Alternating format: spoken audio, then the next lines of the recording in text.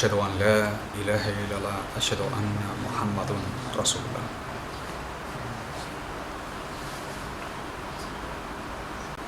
Tasawwuf is the most important science about man. Tasawwuf is about Marifatullah. It's the science of knowledge of Allah. And the Sufis have said, knowledge of the self is knowledge of Allah. If you know who you are, then you understand your Lord. This is a time where Tasawwuf has almost disappeared. In some places the teaching is banned. In some places it's disconsidered. In some others the link has been broken. The link between teacher and student has been broken. In some other places a whole new thing has been reinvented out of a collage of journalism and storytelling from Idris Shah and Frisuf Shah and all these esoteric writers.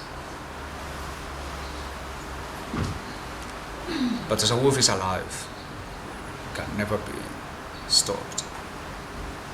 There will always be people teaching.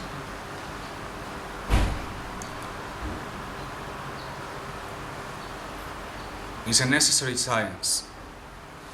Those who know it understand it better than anybody else. But it is important to put it in context of what they call knowledge today. People go to universities, go to schools, and they learn stuff about science, mathematics, they learn about sociology, anthropology, biology. It's not very difficult to observe that what they understand by human being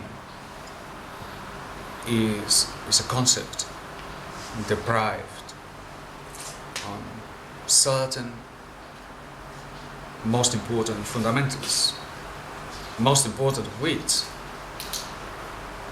is the very idea of freedom, the very idea of individuality, the very idea of a man whose destiny is more than just his biological functions. The knowledge of Tasawwuf is different, is of a different kind. What is educated in the schools and in the universities is the ability to perceive the world using reason. That what dominates this type of thinking is science. So people speak about science today as this is the truth, and often they use these scientific terms to speak about religious matters. So they say something is religiously correct, but this is scientifically right. I mean, something which is scientifically proven is presented to us as this is the final say. It doesn't go any further. I mean, those that they want to argue that there is no God, they use science as the proof of it. What it can be said, what it can be proven, what it can be demonstrated, what it can be seen. I just wanted to say that that teaching that is prevailing today, that we are giving to our children, we are simply exciting their cerebral functions at best.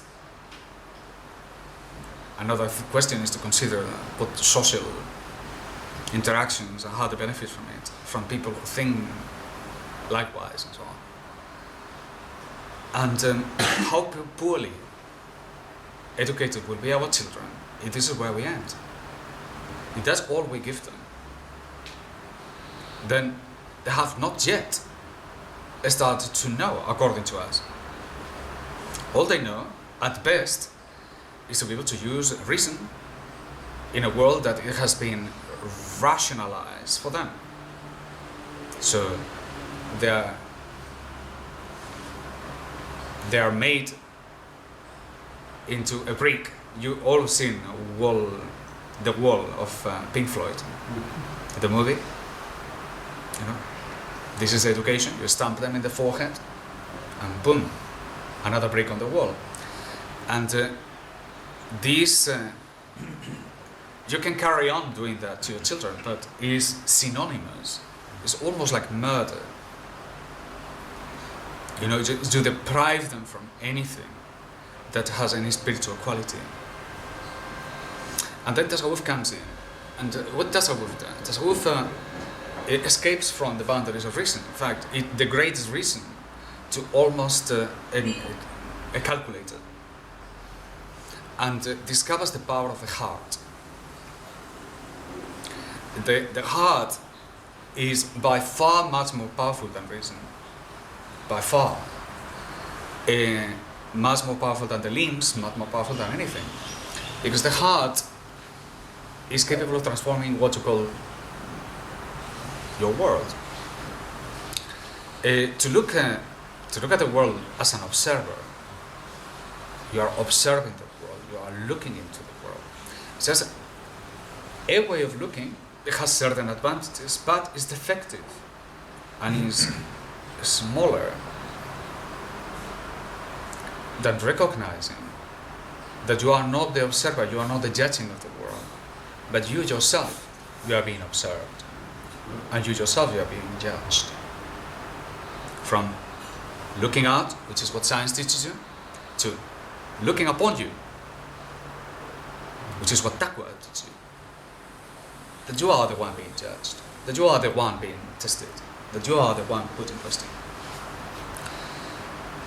Now, at that point, you become you observe the world. You suddenly become the very object of your observation, of somebody else's observation. But therefore, you are the one being tested. The ground in which the things have to happen is therefore within you. And then something starts to happen that it will never happen. It's impossible to happen if all you do is to judge the world. The world is like this, When the focus goes back into you, then something starts to happen. So, you use a very different instrument. Not the brain, but the heart. And you have a completely different focus, which is yourself, rather than the world. The world in the context of the self, also. But the self is the center of the matter. And then you have a completely different look into the matter, which is not you observing, but you being observed. These are three different characteristics between these two different sciences altogether. One rises above the other, and yet one is denied.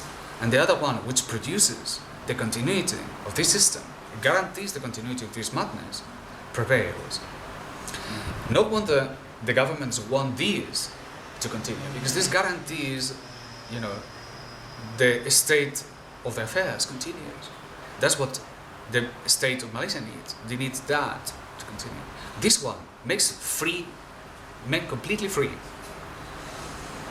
You are judged by Allah subhanahu wa ta'ala. What you care is what He wants you from you, nothing else.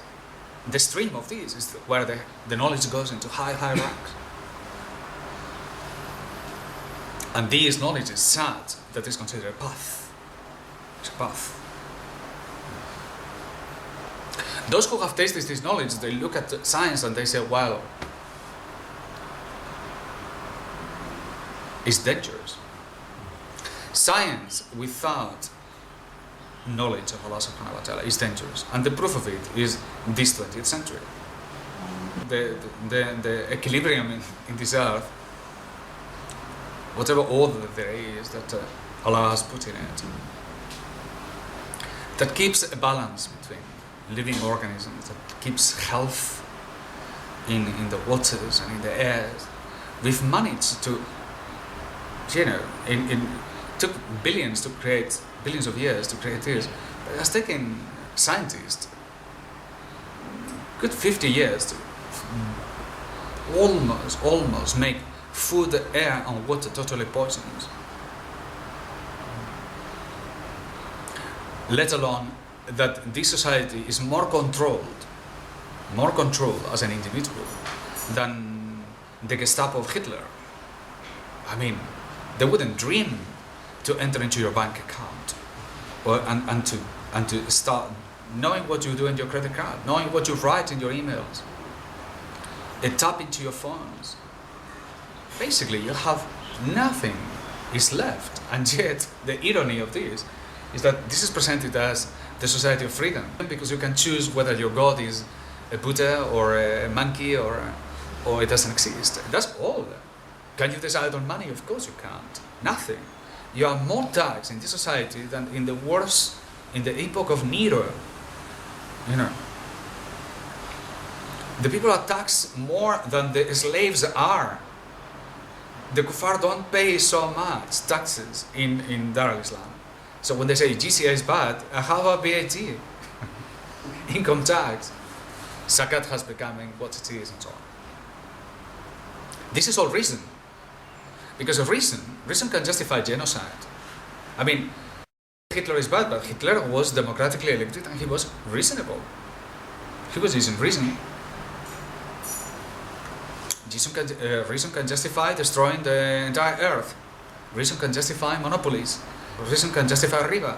Jesus can justify adultery, can justify anything. Reason, you just put the data accordingly and that's it.